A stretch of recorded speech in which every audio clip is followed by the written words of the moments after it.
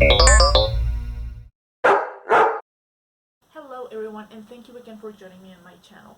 Today I have very exciting news. I have already started my Patreon page. It's already listed in the comment box below in all of my videos, including this one. So what do you get if you become a patron? Well, very easy. Obviously, all of my patrons will get shoutouts on all of my videos. You all get early access to my videos, which means that I will publish my videos first on Patreon and then on YouTube. You will also get access to exclusive videos. What does that mean? That means that all of the episodes that I promised on YouTube are gonna stay on YouTube, okay? But all of those that I said that I was not gonna react to, I will react to, and you will only get access to them in my Patreon page. The same thing can be applied into my Twilight Zone episodes. I chose 10 episodes. I think I will do a couple more extras if you have any comments on the videos that I continue doing. But there will be more exclusive videos only available on my Patreon. Also, there will be fan requests on movies or any episodes of other programs that you will want me to watch. There will be one exclusive series available only on my Patreon, besides the ones that I already am going to be checking on my YouTube channel. So there are so many different contents that you will have access to only if you subscribe on my Patreon. Go check it out. I will really appreciate if you take a minute or two to go check, see if you like what you see, and maybe you decide to support me that way. The prices are super inexpensive, so I really hope you guys like it. Today's episode will be Season 1, Episode 13. The Conscience of the King. Okay, so let's unpack. What a trip! What a trip! That was, woo. Okay, so we got three characters.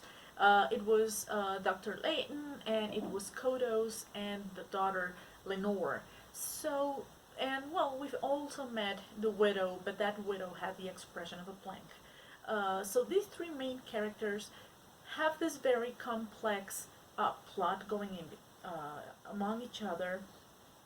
Dr. Layton believes that he has re-encountered an old dictator whose body was never found and that he's now posing as an actor.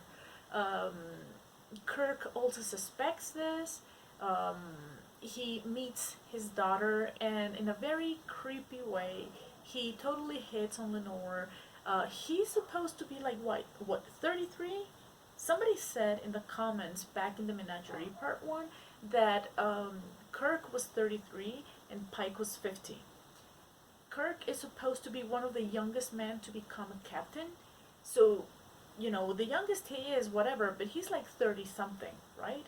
And he's hitting on a 19-year-old. Yes, you're gonna say, back in the 60s that was different. Yeah, but, like, really? 19, there's like a large difference there. Anyway, he hits on this girl, and she's like totally infatuated with the guy. There's a very important confrontation among Kirk and Bones and Spock. I think this conversation really adds to the chemistry among the three. I think that it adds up to a lot of what we know and how they treat each other and how they know each other. Like Spock and Bones working together even though their opinions are absolutely different. Like one of them is being a little philosophical while Spock is trying to be a little more logical. He has absolute no shame at all to confront Kirk and tell him things like they are. So he's so outspoken and so well, I wouldn't say blunt, but he's so like forward in his way of doing things and communicating himself that he's really amazing.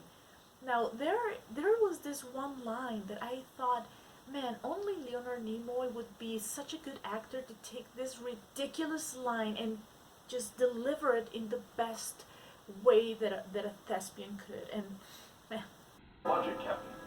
Dr. Layton was murdered while the Canadian company was on Planet Q. that was just awesome, in my opinion. I thought the character that was the the most coherent of them all was Riley. I mean, let's take a perspective here. He was demoted, poisoned, then he found out that the person that just killed his family is on board the very same ship. Of course you snap. You go batshit crazy and try to go kill the person. Obviously. Okay? And what do you know? The girl turned out to be this cold, calculating, manipulative psycho killer. And I mean like psycho in all the bad ways you can think of. Like all the worst ones, that's her. She's like idolizing her dad. She still thinks that she can go Shakespearean and get away with it. She's murderous and just like hitting on a 33 something year old guy. That's creepy. Like this girl really needs some help. She appears to get help. Let's hope it works. The actor, Kodos, yeah, I mean, he was overly dramatic, as dramatic as the daughter was, but he was confronting a very serious accusation with this dramatic flair, and to a point, I was a little distracted. I wasn't really paying attention to the story. I was just laughing everything off because it was so over the top. So I'm sorry, but in this case, I understand why it only got 2 votes rather than the 8 votes that next episode would have anyways. So anyway, thank you again for joining me on this review video. Please don't forget to subscribe. I really appreciate your subscriptions, and don't forget to go check on my Patreon page. God bless and bye bye.